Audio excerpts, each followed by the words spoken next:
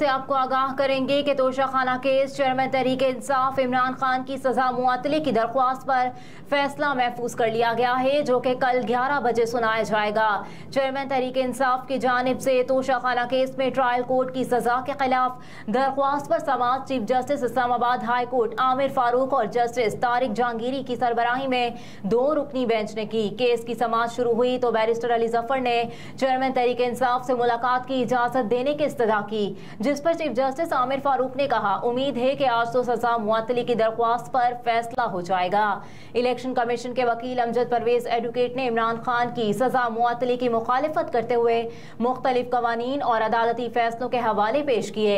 Amjad Parvez advocate ने कहा कि पब्लिक प्रोसिक्यूटर को भी पहले नोटिस किया जाना जरूरी है, जिस पर जस्टिस आमिर फारूक ने रिमार्क्स दिए कि शिकायत तो इलेक्शन कमीशन ने फाइल की थी, रियासत ने नहीं। ट्रायल कोर्ट में आपने ये बात नहीं की, आप पहली बार ये कह रहे हैं। वकील election commission Amjad Parvez advocate ने भारतीय अदालत के फैसले का हवाला देते हुए कहा कि राहुल गांधी को प्राइवेट कंप्लेंट में 2 साल की सजा हुई। राहुल गांधी ने सजा मुअत्तली की दरख्वास्त दायर की, जो खारिज कर दी गई। अदालत ने फैसला दिया कि सजा मुअत्तल करना कोई हार्ड एंड फास्ट रूल नहीं। इमरान खान के वकील का नवाज शरीफ का केस का हवाला भी दिया गया। वक्फे के बाद केस की दोबारा समाअत शुरू हुई तो चेयरमैन पीटीआई के वकील लतीफ खोसा रोस्टम पर आ गए और कहा कि इलेक्शन कमीशन के वकील के दलाइल में मुदाखलत नहीं करना चाहता, लेकिन कुछ फैसलों के हवाले देना चाहता हूं। लतीफ खोसा ने नवाज शरीफ की सजा मुअत्तली का हुक्म बहाल रखने के सुप्रीम कोर्ट के फैसले का हवाला दिया और कहा कि इलेक्शन कमीशन के वकील ने 1 घंटा उस दिन लिया, 2 घंटे आज ले गए।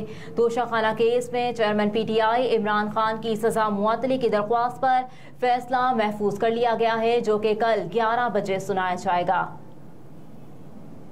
एक और अहम खबर से आपको आगाह करेंगे कि रुपए के मुकाबले में डॉलर की कीमत में इजाफा जारी है।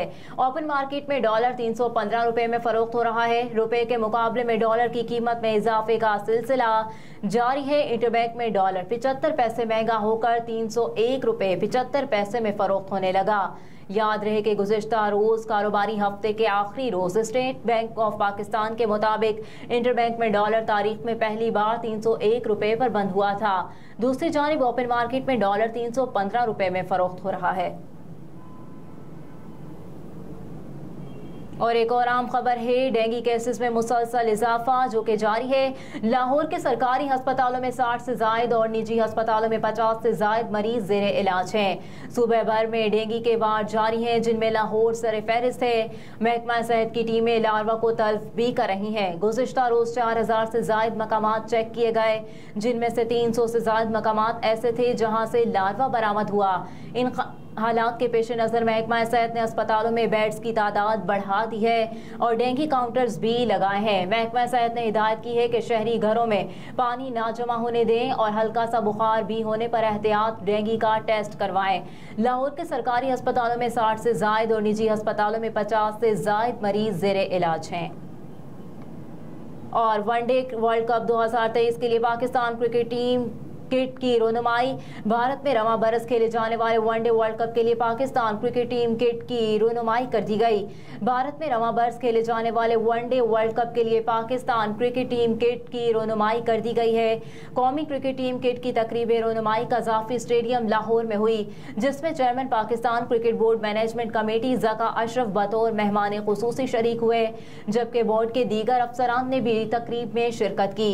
भारत में रवां बरस खेले जाने वाले वनडे वर्ल्ड कप के लिए पाकिस्तान क्रिकेट टीम किट की रोनुमाई कर दी गई है।